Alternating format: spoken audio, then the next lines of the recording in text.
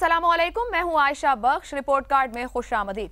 वज़ीर आज़म नवाज शरीफ इन दिनों अमेरिका के दौरे पर हैं। 30 सितंबर को वज़ीर आज़म पाकिस्तान अक़वाम मुत्तहिदा की जनरल असम्बली से खिताब करेंगे।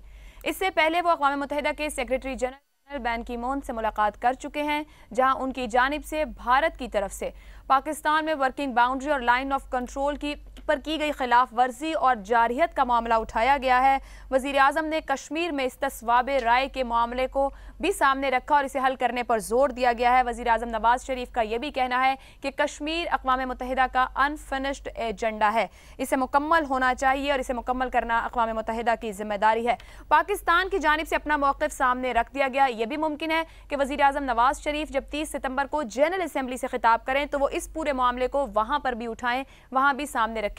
असल सवाल यह है कि क्या आलमी बरादरी पाकिस्तान की जानिब से किए जाने वाले उठाए जाने वाले खदशात और मामलात को तवज्जो दे रही है, इससे सुन रही है, या इसे तवज्जो नहीं दी जा रही। इसी मामले पर रिपोर्ट कार्ड का आज का पहला सवाल। रिपोर्ट कार्ड पैनल में हमारे साथ शामिल है लाहौर स्टूडियो में इम्तियाज आलम, कराची में मजहर अब्बास, इस्लामाबाद में इस वक्त मौजूद हैं बाबर सत्तार और शहजाद चौधरी साहब। सवाल आप लोगों से कुछ इस तरह से है, कितने इम्कानात हैं कि अक़वाम मुत्तहिदा पाकिस्तान की भारत से मुताल्लिक़ा शिकायत पर कान धरे? 1 से 10 तक आप रेट कर सकेंगे। अपने दलाइल देने के लिए आपके पास 1 मिनट का टाइमर होगा। मजहर अब्बास साहब, सबसे पहले आपकी राय। देखिए, मुझे बहुत ज़्यादा इम्कानात तो नहीं लग रहे। जो सूरत हाल सामने लग रही है उससे नहीं लगता, और जो इस वक्त इंडियन पोजीशन है और उनकी डिप्लोमेसी है उसके मुकाबले में हमारी पोजीशन तो अच्छी है ओवरऑल, लेकिन हमारा केस भी मजबूत है। लेकिन हमारी जो प्रेजेंटेशन है वो मुझे अभी तक, क्योंकि ऐसी लॉबिंग नज़र नहीं आ रही कि जिसकी बिना पे अक़वाम मुत्तहिदा की तरफ से कोई फोर्सफुल आवाज़ आपके हक़ में आ जाए, ऐसा नहीं लग रहा। बात वही होगी जिस तरह जॉन कैरी से मुलाकात हुई, उन्होंने कहा पाकिस्तान और इंडिया को मुज़ाकरात करने चाहिए, बाहमी ताल्लुकात बेहतर बनाने चाहिए। इससे ज़्यादा मुझे नहीं लगता अक़वाम मुत्तहिदा की तरफ से कोई आपके पास ठोस चीज़ें आएंगी या उनकी सपोर्ट आएगी, उनकी सपोर्ट आएगी आपके हक़ में।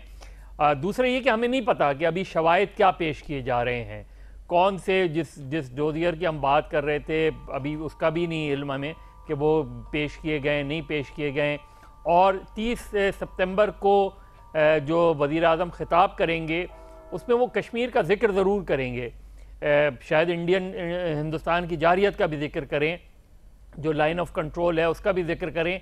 लेकिन क्या उसके हक़ में दूसरे ममालिक की तरफ से आपके हक़ में कोई सपोर्ट आएगी, उसके इम्कानात मुझे बहुत कम लग रहे हैं।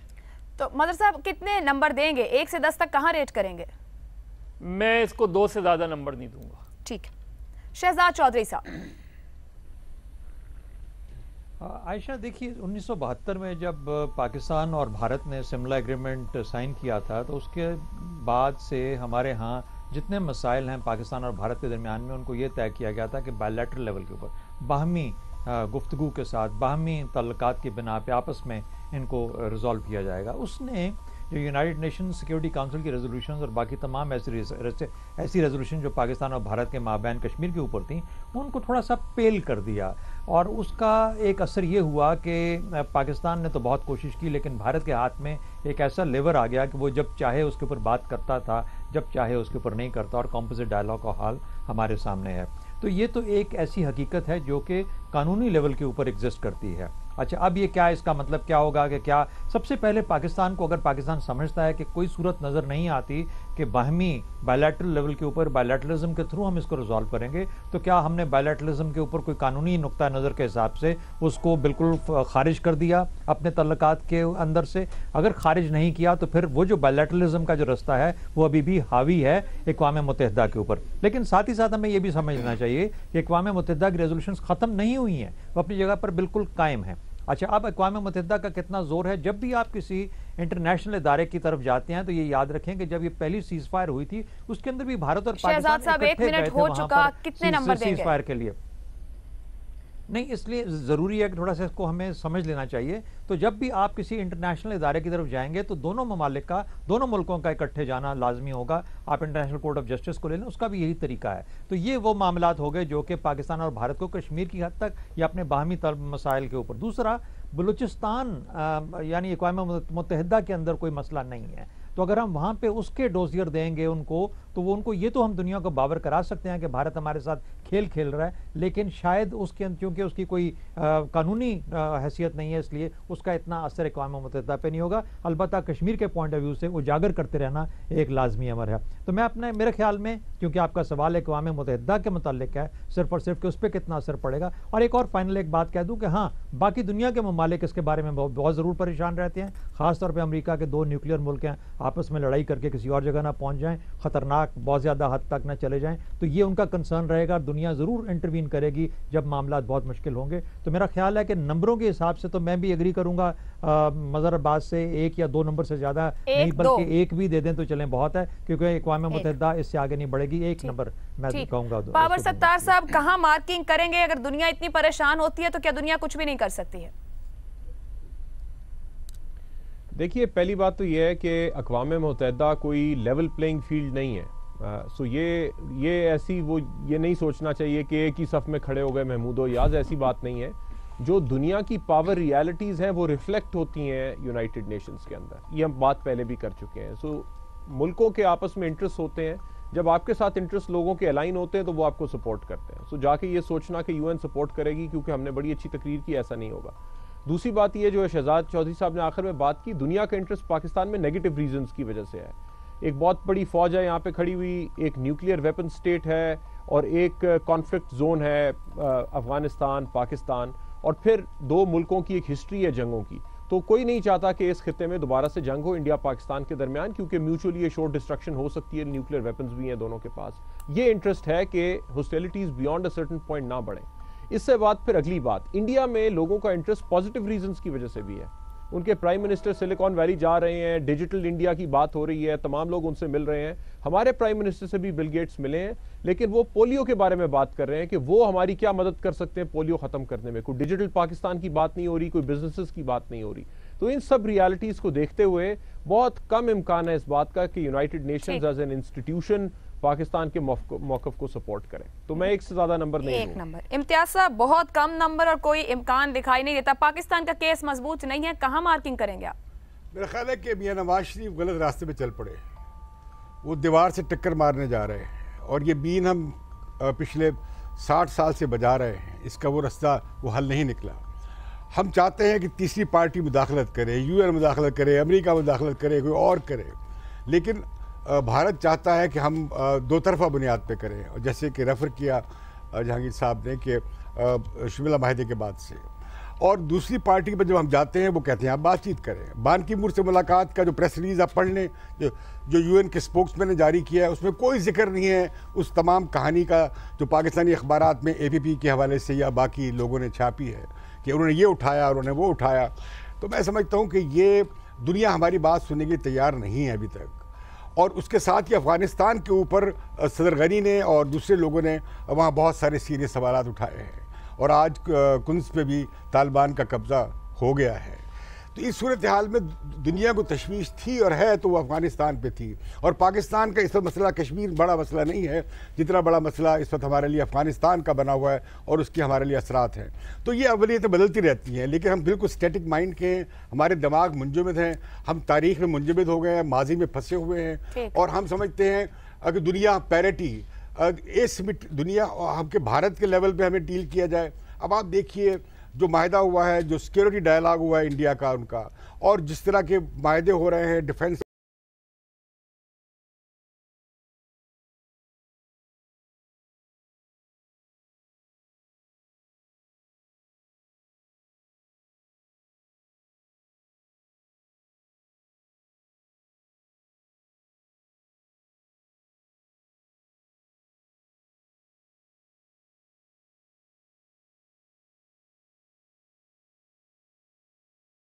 वो जो डॉक्टर हैं वहाँ पे गिरफ्तार, जब तक वो नहीं लाते दौरे को कामयाब नहीं समझेंगे। भैया आप जमात इस्लामी के अमीर साहब को भेज देते, वो डॉक्टर कुमार साहबा को वहाँ से ले आते, वो जो गिरफ्तार है, क्या नाम है उनका?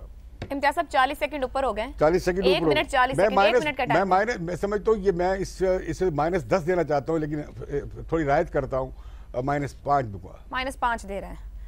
इम्तियाज साहब ने बहुत रियायत की है। अभी तक जो हमारा सवाल था, कितने इम्कानात है कि अक़वाम मुत्तहिदा पाकिस्तान की भारत से मुताल्लिका शिकायत पर कान धरे। तज्ज़ियाकार बिल्कुल उम्मीद नहीं रखते कि कोई कामयाबी मिलेगी या दुनिया पाकिस्तान के मौक़िफ़ को सुनेगी। शहजाद चौधरी, बाबर सत्तार ने 1-1, मज़हर अब्बास की जानिब से 2 और इम्तियाज साहब ने -5 दिए हैं, तो औसत बनती है 10 में से -2.5, यानी नफ़ी 2.5 0.25 ये औसत बन रही है 10 में से, यानी कि बिल्कुल तज्ज़ियाकारों को उम्मीद नहीं है कि पाकिस्तान कुछ बेहतर तौर पर अपने आप को पेश कर पाएगा या पाकिस्तान को किसी तौर सुना जाएगा। ब्रेक लेने जा रहे हैं, ब्रेक से वापस आएंगे, करेंगे ज़िमनी इंतखाबात में फ़ौज को इलेक्शन कमीशन ने तलब कर लिया, वजह आखिर क्या है।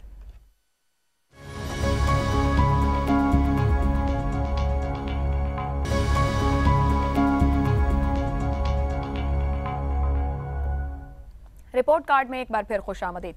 कौमी असम्बली के 3 हलकों हल्का NA 122 लाहौर, 144 ओकाड़ा और 154 लोधरा में ज़िमनी इंतखाब 11 अक्टूबर को होने जा रहा है। इलेक्शन कमीशन की जानिब से इन हलकों में या इन ज़िमनी इंतखाबात में अमन व अमान की सूरत हाल को बरकरार रखने के लिए फ़ौज और रेंजर्स को आज तलब कर लिया गया है। इससे पहले पाकिस्तान तहरीक इंसाफ की जानिब से ख़ास तौर पर NA 122 और NA 154 में अमन व अमान और इन ज़िमनी इंतखाबात के लिए मुतालबा किया गया था कि फ़ौज की निगरानी में ये ज़िमनी इंतखाब करवाया जाए। हमारा एनालिस्ट से सवाल कुछ इस तरह से है, क्या इंतखाबात के लिए फ़ौज को तलब करने की वजह PTI का मुतालबा है? हाँ या नहीं में हतमी तौर पर आप जवाब देंगे, लेकिन उससे पहले इसी सवाल पर हम बहस का आगाज़ करेंगे। शहजाद चौधरी साहब, आपकी राय में क्या सिक्योरिटी रीज़न है या सिर्फ PTI का मुतालबा ही इसके पीछे है कि इन ज़िमनी इंतखाबात के लिए फ़ौज और रेंजर्स को तलब किया गया है? देखिए, ये तवक्को की जाए अगर कि इलेक्शन कमीशन ने PTI क्या मुतालबा मान लिया है तो वो तो कुछ दूर की कौड़ी लगती है, क्योंकि इलेक्शन कमीशन और PTI का जो आपस का ताल्लुक़ है वो कोई बहुत ज़्यादा अच्छा नहीं रहा। और अगर हम ये समझें कि हुकूमत ने मजबूर किया इलेक्शन कमीशन को कि वो PTI की बात को माने या उसका ख्याल करे, तो मेरा ख्याल ये भी मुमकिन नहीं है। मुझे ज़्यादा ये लगता है कि जब ये इलेक्शन होंगे 11 अक्टूबर को, तो मुझे गालिबन कोई 26-27 ज़िलहज होगी। इसका मतलब है कि 2-3 दिन के बाद ही मुहर्रम का महीना स्टार्ट होने वाला है और यकम मुहर्रम ऑनवर्ड्स पाकिस्तान के अंदर सिक्योरिटी के मामलात बहुत ज़्यादा इम्पोर्टेंस हासिल कर लेते हैं। तो ये एक तरह से एक एक्सरसाइज भी है, डिप्लॉयमेंट की भी है, इसमें कुछ चीज़ें चेक भी हो जाएंगी, लोग आएंगे भी उन हलकों के अंदर भी आपस में अपना काम करेंगे। और मेरा ख्याल है कि वो काम जो कि मुहर्रम के महीने में होना है उसकी इब्तदा कोई 3-4-5 दिन पहले या हफ्ता पहले कम से कम कर दी जाएगी। अब उसके अंदर किस नौयत के काम होते हैं, क्या वो सिर्फ पोलिंग स्टेशन पे रहेंगे या बाकी और ज़्यादा थोड़ा गहरा जाके चीज़ों को देखेंगे, तो मेरा ख्याल है इसका ताल्लुक ज़्यादा सिक्योरिटी से है ना कि PTI के मुताबिक। इम्तियाज साहब, सिक्योरिटी अगर इसकी वजह है तो क्या रेंजर्स और फौज के आने से इंतखाबात की शफाफियत में इजाफा हो जाएगा? इस बारे में तो मैं कुछ नहीं कह सकता। गालिबन तहरीक इंसाफ को उन पर ज़्यादा एतमाद है। मैं शहजाद चौधरी साहब ने जो बातें की हैं उसमें इजाफा करते हुए कहूँगा कि बाहर कैफ ये मुतालबा तो PTI ही का था, क्योंकि जो पंजाब में पुलिस कर रही है और इंतज़ामिया जो कर रही है ये बड़ा खौफनाक कर रहे हैं काम कि आइंदा ये होगा कि क्या इसके लिए भी इंटरम सेटअप बनाया जाएगा मकामी इंतखाबात के लिए, जिस तरह ये बिहेव कर रही हैं सूबाई हुकूमतें मकामी इलेक्शन के हवाले से। तो मुझे डर है कि कहीं ये ना हो कि जिस तरह ये इंतखाबात हो रहे हैं पंजाब में या सिंध में, तो इनके ख़िलाफ़ एक तहरीक चल पड़े, क्योंकि बहुत ज़्यादा इंतज़ामिया का इस्तेमाल हो रहा है इसमें। लिहाजा तहरीक इंसाफ ने मुतालबा किया कि ये यहाँ पे हर पोलिंग स्टेशन पे एक फ़ौज वाला अंदर हो, एक बाहर हो, ये उन्होंने फार्मूला पेश किया। गालिबन हुकूमत इस डर से कर रही है कि अगर PTI इलेक्शन हार गई तो वो कहेंगे धांधली की है इन्होंने। अगर फ़ौज खड़ी होगी तो फ़ौज तो चूँकि फरिश्ता सफ्त है इसलिए लोग एतराज़ नहीं करेंगे, तो लिहाजा फ़ौज ले आए इसलिए ताकि सिविल इंतज़ामिया की ज़िम्मेदारी ख़त्म हो जाए। ये बात कि आया ये इलेक्शन कमीशन ने किया है, मेरा ख्याल है दोनों वजूहात थी और सिक्योरिटी के खतरात भी हो सकते हैं। इम्तियाज साहब, इसी बात को आगे बढ़ाते हैं। बाबर सत्तार साहब, अगर ये PTI का मुतालिबा मान लिया गया, आपने मुझसे पूछा नहीं कि सिक्योरिटी की वजह से हुआ PTI की। सर मैं उस पे आऊंगी, हतमी जवाब के लिए आगे आएंगे, डिस्कशन में जाएंगे। बाबर सत्तार साहब, अगर ये PTI का मुतालिबा मान लिया गया है और फौज और रेंजर्स की निगरानी में ये इलेक्शन होंगे, तो क्या फिर जब इनके नताइज आएंगे PTI रिगिंग की बात नहीं करेगी, खुले दिल से इन ज़िमनी इंतखाबात के नताइज को तस्लीम कर लेगी? आपकी राय? देखिए, दो तीन स्टेजेस है ना। एक तो प्री पोल रिगिंग होती है, फिर इलेक्शन डे रिगिंग होती है, फिर पोस्ट पोल। तो पिछला जो सारा बातचीत थी पिछले इलेक्शंस में, वो तो पोस्ट पोल रिगिंग के ऊपर बात थी। लेकिन पोलिंग डे रिगिंग जो है वो भी हो सकती है, और चूंकि ये बाय इलेक्शंस हैं और उसमें जो प्रोविंशियल गवर्नमेंट है उसका भी एक कैंडिडेट होगा, पुलिस और बाकी एडमिनिस्ट्रेशन उनके पास होती है, उनके कंट्रोल में होती है। तो ये हमेशा ही इल्ज़ाम लगाया जाता है कि जी डीसी ने जिता दिया या एसपी ने जिता दिया, या जहाँ भी इलेक्शन हो रहा होता है उनका जो लोकल एडमिनिस्ट्रेशन है और पुलिस है उनका बड़ा रोल डेवलप हो जाता है। तो इस सवाल में एक तीसरा ये भी एलिमेंट डालना चाहिए था जो आप बार बार पूछ रही हैं, जिसका आप जिक्र कर रही हैं कि क्या इलेक्शन कमीशन ने ये शफाफियत के लिए करवाया है। एक तरफ हुकूमत है, दूसरी तरफ ऑपोजिशन पार्टी है, तो किसके ऊपर एतमाद करेंगे? उस पुलिस के ऊपर जिसकी रिपोर्टिंग लाइन जो है वो चीफ मिनिस्टर तक जाती है, या एक ऐसे इदारे के ऊपर? बाबर सत्तार साहब, अगर मैं आपसे ये बात पूछूं, क्या इन ज़िमनी इंतखाबात के लिए जो हुकूमत बैठी यहाँ पे अपने हक में जोड़ तोड़ कर रही है, आपकी राय इस पर? जी जाहिर है कर रही होगी। मेरे पास कोई खबर नहीं है, मेरे पास इंफॉर्मेशन नहीं है, लेकिन एक हुकूमत है वो कानून के दायरे में रह के या कानून के दायरे के बिल्कुल कोने के ऊपर भी रह के जितना कुछ कर सकती है इलेक्शन जीतने के लिए वो करेगी। अगर आप बाय इलेक्शन हारते हैं, और इस तरह का बाय इलेक्शन जो एक डिटर्मिनिंग बाय इलेक्शन होगा पीटीआई और पीएमएलएन के दरमियान, उसका बहुत ज़्यादा नुकसान हो सकता है रूलिंग पार्टी को। वो तो एज अ रेफरेंडम देखा जाएगा, और फिर जो इनकी धांधली वाली सारी मूवमेंट थी वो उसमें नए सिरे से जान पड़ सकती है इस इलेक्शन के बाद। सो बहुत ज़्यादा स्टेक्स हैं, और मेरा ख्याल है इलेक्शन कमीशन के ऊपर चूंकि इतने इल्ज़ाम उठे हैं तो इस वजह से बिल्कुल इसमें असर है इस बात का कि पीटीआई एक डिमांड कर रही थी। कम से कम इलेक्शन कमीशन ये सोच सकता है कि इसके बाद अगर फिर भी इलेक्शन हारते हैं तो हम कहेंगे जी आपकी ये डिमांड थी, कम से कम इलेक्शन डे रिगिंग की बात तो नहीं हो सकती, प्री पोल रिगिंग की बात भी नहीं होगी। तो पोस्ट पोल रिगिंग के ऊपर भी वो जो कुछ कर सकेंगे करेंगे, लेकिन मेरा ख्याल है इलेक्शन कमीशन अपना भी दामन साफ रख के आगे चलना चाह रहा है। मजहर साहब, इस पूरी सूरत हाल से क्या शफाफियत ही सामने आएगी, और शफाफियत ही वजह है कि फौज और रेंजर्स आए? दूसरा, इस पर भी कमेंट कीजिएगा कि लोधरा में कुछ लोग नून लीग के पीटीआई में चले गए, और इन ईद के दिनों में, गुज़िश्ता दिनों में ये बात रही कि बड़ी अहम मुलाकातें होती रही हैं, डेरों पर सियासतदानों की मुलाकातें, बहुत जोड़ तोड़ की बातें भी सामने आई। क्या इसके असरात भी नजर आएंगे ज़िमनी इंतखाब में? देखिए, फौज और रेंजर्स बुलाने का तो मुझे सीधा सीधा नज़र आ रहा है कि इलेक्शन कमीशन दबाव में है, और उस दबाव को जो है वो रिलीज़ करना चाहता है, और वो ज़ाहिर है तहरीक इंसाफ का दबाव है। अभी 4 अक्टूबर को जो उनका जलसा होने वाला है उस पर ऑलरेडी एक टेंशन डेवलप हो गई है। उन्होंने कहा है कि हम डिफाई करेंगे, इस्लामाबाद की इंतज़ामिया ने कहा है कि हम डी चौक पे जलसा नहीं होने देंगे। तो एक टेंशन जो इमरान खान ने इलेक्शन कमीशन के ऊपर जो दबाव बरकरार रखा हुआ है, उस दबाव में इलेक्शन कमीशन नज़र आ रहा है।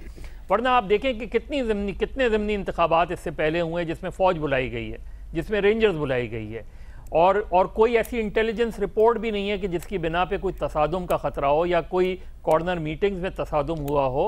तो ऑल ऑफ अ सडन फ़ौज बुला लेने का फ़ैसला और रेंजर्स बुला लेने का फ़ैसला, वो सीधा सीधा लग रहा है कि इलेक्शन कमीशन शदीद दबाव में। जो दूसरा सवाल है आपका, उसका बहुत ताल्लुक जिन लोगों ने ज्वाइन किया है उसका ताल्लुक जो कांजू फैमिली है उससे है, और लोधरा में बज़ाहिर जो लग रहा है वो जहांगीर तरीन साहब की पोजीशन अच्छी लग रही है as compare to Muslim League Noon, क्योंकि वहाँ जो दूसरे उम्मीदवार थे जो डिसक्वालीफाई हो गए, वहाँ की सिचुएशन, और इधर भी टफ कॉन्टेस्ट ज़रूर है लाहौर में, लेकिन तसादुम दोनों जगह नहीं हुआ है।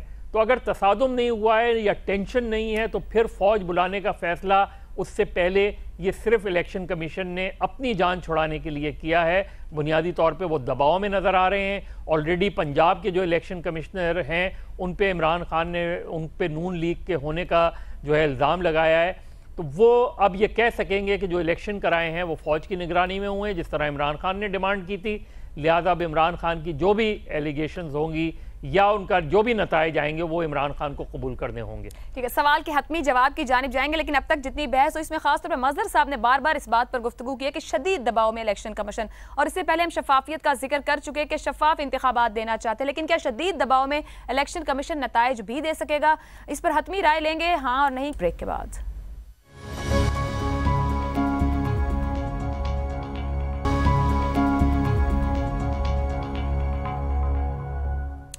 और अब प्रोग्राम में एक सरप्राइज क्वेश्चन। हम ब्रेक पर थे तो इस दौरान इम्तियाज साहब से गुफ्तगू होती रही, बार बार शिकायत कर रहे थे, एक तो उन्हें वक्त कम दिया गया, साथ ही उनका ये कहना था कि not every question deserves an answer. Imtiaz साहब, आपके लिए सवाल यह है कि क्या पीटीआई खुले दिल से तस्लीम कर लेगी जो नताइज सामने आएंगे? धांधली की बात अब तो नहीं होगी पीटीआई की जानिब से? आपका सवाल असल ये था कि ये पीटीआई के दबाव पे हुआ है। मेरा ख्याल है PTI will declare it as a victory, अपनी कामयाबी जाहिर करेगी। अब ये मेरा सवाल नहीं है आपसे, अब कुछ और आपका सवाल ये था। कि पीटीआई यकीनन रोज़ी डालेगी। ये भी पीटीआई की जो है जो खवास हैं उसमें से एक है कि पीटीआई काम है वो कहे धांधली धांधली धांधली, वो भले वो हार गई हो तो वो कहेंगे धांधली हुई, ये वो कहेंगे धांधली फिर होगी। yes. तो फिर फौज और रेंजर्स बुलाने का मतलब ये हुआ कि ये तो सिर्फ शफाफियत दिखाने के लिए किया जा रहा है, जैसे तज्जियाकार कर, और इलेक्शन कमीशन बड़े दबाव में ये स्टेप ले रहा है कि फौज और रेंजर्स ज़िमनी इंतखाब में आए।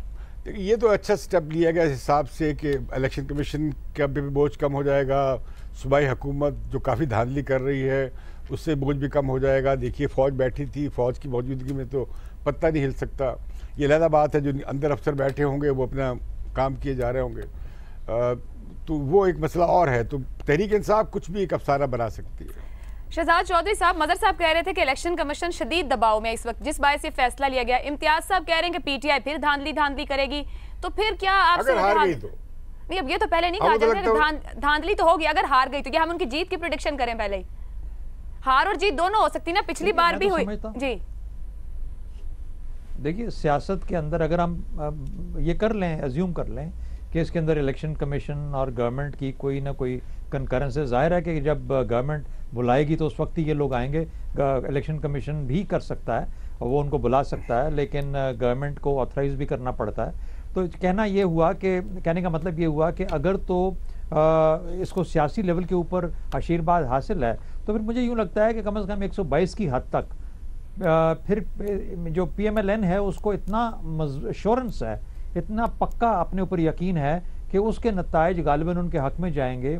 उस सूरत में अगर वहाँ पे पीटीआई हारती है तो फिर फौज के साथ जो उनके तल्लुकात का एक खदशा रहता है हुकूमत को हर वक्त या बहुत सारी सियासी कुव्वतों को, शायद उसके ऊपर भी एक और टकराव उनके आपस की समझ सोच के अंदर या मदर साहब, ये नून लीग को अपने आप पर यकीन होगा या फिर जो जोड़ तोड़ जिसकी बातें की जा रही हैं उस पर यकीन है कि कामयाब रहेगा?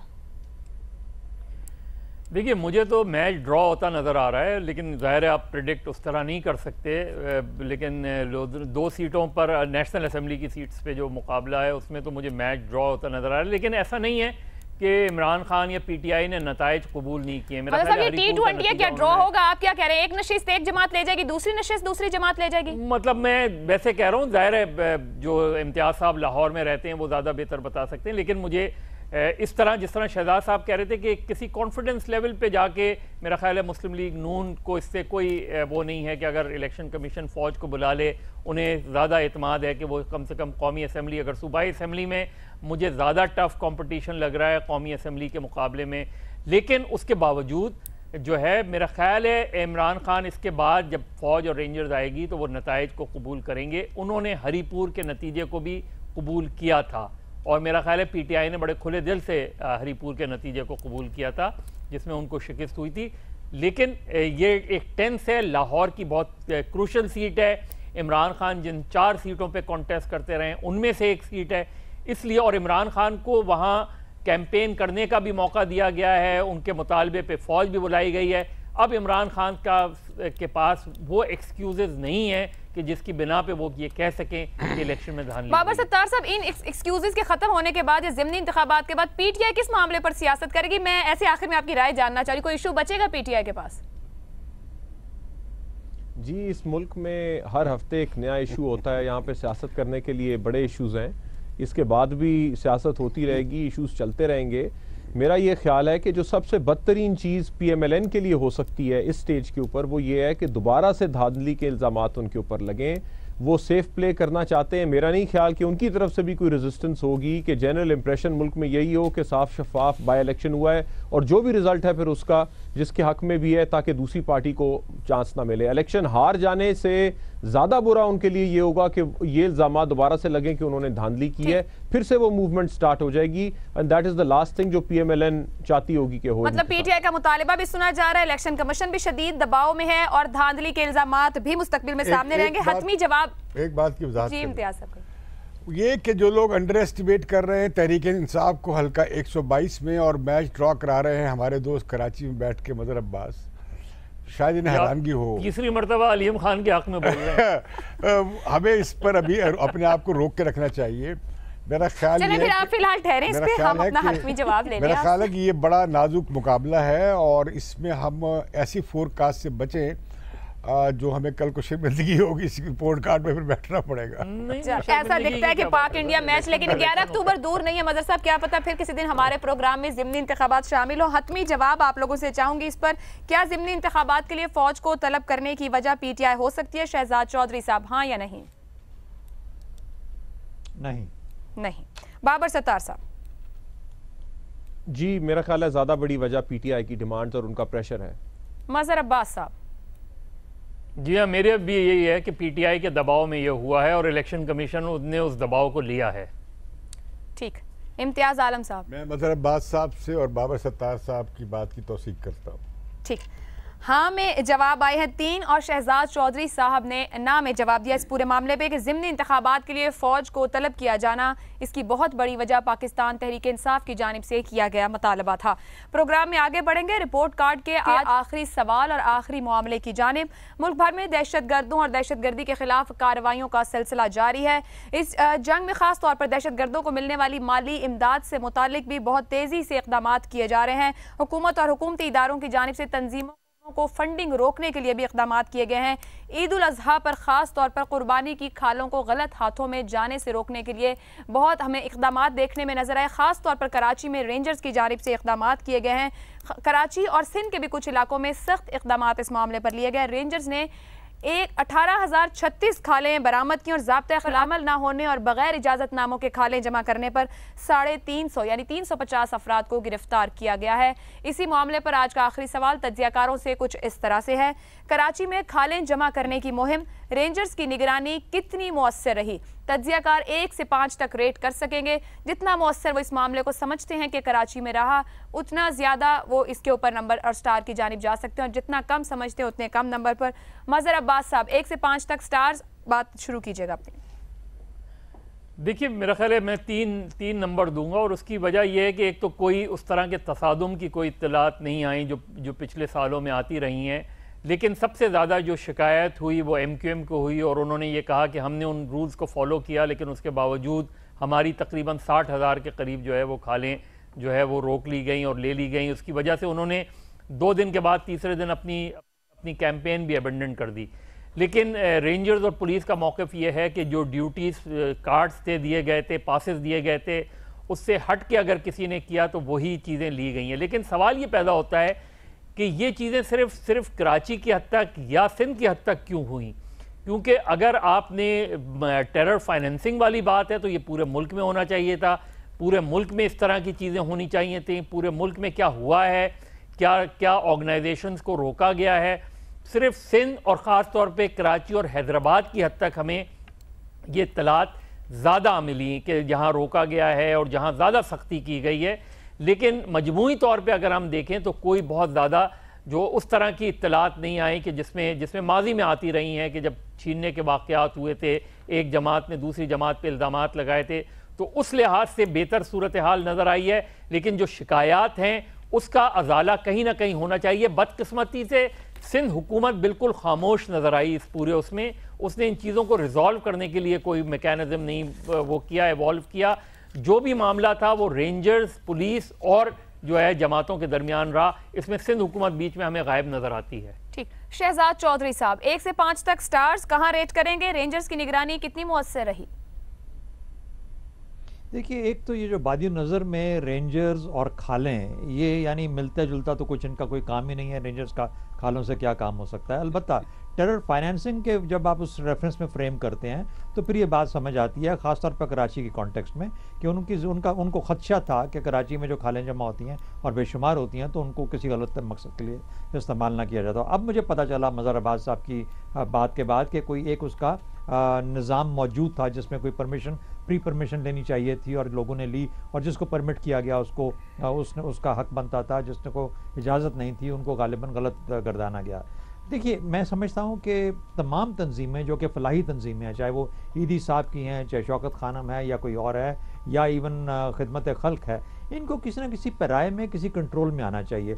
क्या MQM का खिदमत खल्क का जो काम है, या फॉर दैट मैटर और इतनी सारी जो जमातें हैं, उनको भी हम ये समझें कि वो वाकई में ख़राब हैं, या उनका नीचे कुछ ना कुछ ऐसे काम ज़रूर होते हैं जो कि खिदमत खल्क के लिए इस्तेमाल होते हैं। तो उसको सेपरेट करना उन चीज़ों से जिसके लिए MQM बदकिस्मती से पिछले काफ़ी अरसे के अंदर बदनाम है, उससे सेपरेट करना भी लाजमी था। तो शायद आगे चल के हमें इसके ऊपर कुछ और मौका मिले जहाँ पर के हमारा मुल्क, हमारा निज़ाम, हमारी सोच जो है वो ये आइडेंटिफाई कर सके कि खिदमत खल्क और MQM का जो रोल उस लिहाज से जो सपोर्टिव है इंसानियत, फलाह इंसानियत के लिए है, उसको किस तरह परमिट किया जा सकता है। दूसरा, जो मज़हर अब्बास साहब ने बड़े अच्छे तरीके से समझाया कि देखिए पूरे मुल्क का मामला है, ये सिर्फ कराची की बात नहीं। बहरहाल कराची की हद तक चूँकि आपका सवाल है तो मैं इसको 4 नंबर दूंगा, 4 स्टार्स दूंगा, लेकिन ये हल नहीं है किसी चीज़ का। हल ये है कि आप पहले आइडेंटिफाई करें कि क्या आपको करना है, कौन ठीक है, कौन ठीक नहीं है। जो ठीक नहीं है उसको फिर कोर्ट में लेके जाएं, और फिर बिल्कुल क्लैरिटी के साथ वाजे करें सब पाकिस्तानी अवाम के आगे कि किसका कितना हक है और वो किस हद तक और कौन सा रास्ता अपना सकता है, चाहे वो फलाह इंसानियत का है, चाहे वो सियासत का है, और फिर किस तरीके से उसको सेपरेट किया जाए टेरर या उस किस्म की दहशत गर्दी से जो कि बदकिस्मती से हमारे यहाँ नज़र आ रही है। तो ये ज़्यादा ज़रूरी है हमारे, जिसको हमें फॉलो करना चाहिए। अब बढ़ेंगे इम्तियाज आलम साहब की जानिब, जो बहुत रिसर्च करके और तैयारी से आते हैं कि किस तरह से सवाल से खेलना और क्या जवाब देना है। इम्तियाज आलम साहब, अब कहिए क्या आज आपने रिसर्च की इस पूरे मामले पर, कराची में खालों का मामला और रेंजर्स की निगरानी कितनी मौसर रही? देखिए, मेरा दिल खून के आंसू रो रहा है। आप प्रोग्राम ख़त्म करने जा रही हैं, आपने 2 लफ्ज़ हमारे निहत्ते बेचारे बेआसरा बेमददगार जो हाजी शहीद हुए हैं उनका जिक्र तक नहीं किया। हुकूमत ने उनके लिए कुछ नहीं किया, ना सऊदी हुकूमत ने उनके लिए कुछ किया, ना हमें पता है कितने मरे हैं, कितने नहीं मरे हैं, कितने बच गए हैं। आप काश इस बात को रेफ़र करती हैं। हमारा दिल उन गरीब तमाम लोगों के साथ है जो अब भी तलाश में हैं अपने हाजी बुज़ुर्गों की और साथियों के, रिश्तेदारों के। जहाँ तक कराची का सवाल है, मज़हर साहब ने उसका जवाब दे दिया है। इस पर हम रेंजर्स को मुबारकबाद देते हैं कि उन्होंने इसका आगाज़ किया है। इसमें यकीनन बहुत सारे नकाइस होंगे। पहली दफ़ा लॉ एनफोर्समेंट हमें कुछ नज़र आई है, जिस पे MQM ने एतराज़ किया है कि शायद जहादी तंजीमों और दहशतगर्द तंजीमों के लिए राह हमवार हो रही है। इसमें एक वज़न हो सकता है, क्योंकि बहुत सारी फलाई तंजीमें फ्रंट ऑर्गेनाइजेशंस हैं जहादी तंजीमों की या दहशतगर्द तंजीमों की। लाहौर में हमने मंजर देखा है, पंजाब में मंजर देखा है, जो बैंड तंजीमें हैं वो इकट्ठी कर रही थी। पुलिस ने कहीं इक्का दुक्का कुछ कार्रवाइयाँ की हैं, कार्रवाई दिखाने के लिए। गिलगित बल्तिस्तान में हमने देखा है कि जो तमाम बैंड तंजीमों को और फ़िरका वरह तंजीमों को इजाज़त दी गई, और उनके लीडर जो गिरफ़्तार हुए जैसे अहले सुन्नत वल जमात के, उन्हें रिहा कर दिया गया। हमें पेशावर की खबर नहीं है कि वहाँ पे क्या हुआ। तो हमें ग़ालिबन पूरे मुल्क को पेश नज़र रखना चाहिए था। और ये बड़ी इकनॉमिक्स है खालों की। अगर 1.5 अरब जानवर ज़िबा हुआ है तो 1.5 अरब को आप ज़रब दे लें 15,000 रुपये से ऑन एवरेज, तो ये अरबों रुपए बनते हैं। ये कहाँ जाते हैं, इनका कोई हिसाब किताब होता है? फलाह के नाम पे आप लेते हैं, पैसा जहाज़ में खर्च हो रहा होता है। हमने देखा जमात इस्लामी की फलाई तंजीम नहीं इकट्ठे करती थी, वो सब जाते थे जहाज़ पे, अफगान जहाज़ में जाते थे और दूसरे जहाज़ों में जाते थे। इस तरह बाकी तंजीमें जो है और इस तरह फ़िरका वरह तंजीमें अपने लोगों को मुसल्ला करती थी, इस्लाम के नाम पर लोगों को मारती थी खाले इकट्ठी करके। लेकिन मैं समझता हूँ मदारस को दें, आप अस्पतालों को दें, आप कॉलेज़ को दें, यूनिवर्सिटीज़ को दें, आप यतीम खानों को दें, आप बेवाओं के इदारों को दें, आप मदारस को भी दें। लेकिन उसका हिसाब किताब तो हो कि वो जाता कहाँ है, अल्लाह के नाम पे जो पैसा जमा किया जाता है। रेंजर्स को कितने स्टार्स देंगे इम्तियाज साहब? कराची में जी। मैं रेंजर्स को 3 स्टार दूंगा। ठीक। बाबर सत्तार साहब। आयशा, पहले तो मैं इम्तियाज़ आलम साहब की बात के साथ अग्री करूँगा। अगर इतने पाकिस्तानियों ने जान खो दी तो क्या वो जानें कम कीमती हैं कि हम हिम्मत नहीं कर पा रहे हैं कि अपने प्रोग्राम के ऊपर पूछ भी सकें कि वो किसकी ज़िम्मेदारी है कि इतने लोगों ने अपनी जान खो दी और इतने जो बाकी लोग ज़ख्मी हुए और जिनकी परेशानी हुई। मेरा ख्याल है इस पर हमें बात करनी चाहिए, और अगर आज नहीं कर सके तो कल कर लेनी चाहिए, क्योंकि कल वो जाने जो चली गई उनका दुख कम नहीं हो गया होगा। जो स्टार्स की बात है, देखिए मैं नहीं स्टार्स दे सकता, मैं कराची में मौजूद नहीं हूँ। मैं रिलाय करूँगा मज़हर अब्बास साहब ने जो कुछ भी कहा कि वो कितना इफ़ेक्टिव कैंपेन थी, लेकिन ज़्यादा इंपॉर्टेंट सवाल उन्होंने भी उठाया कि ये पाकिस्तान के ऊपर हम क्यों बात नहीं कर रहे। उससे भी ज़्यादा बुनियादी सवाल ये है कि हमारा एटीट्यूड ओवरऑल है क्या जो हमारी बैंड तंजीमें हैं उनकी तरफ। क्या खाली खालों के ऊपर हम एक्टिव हो जाएंगे और वैसे उनके पास क्या फाइनेंसेस हैं, उनके क्या एसेट्स हैं, इसके ऊपर कोई हम बातचीत करेंगे। हमारा एंटी टेररिज्म एक्ट है, उसके नीचे प्रोस्क्राइब्ड ऑर्गेनाइजेशन है, लेकिन किसी को प्रोस्क्राइब करने का, कलादम करार देने का कोई कॉन्सिक्वेंस नहीं निकलता। वो घर भी रेंट कर सकते हैं, वो गाड़ियां भी रेंट कर सकते हैं, कौन कौन लोग उनके मेंबर्स हैं, इसके ऊपर कोई छानबीन नहीं होती। अगर किसी एसएचओ के पास उनका नाम भी लिखा हुआ है और कानून ये कहता है कि आप उसकी मर्जी के बगैर ज़िले से बाहर नहीं जा सकते, कोई ऐसी चीज़ नहीं होती, वो जल्द से जुलूस भी निकालते हैं।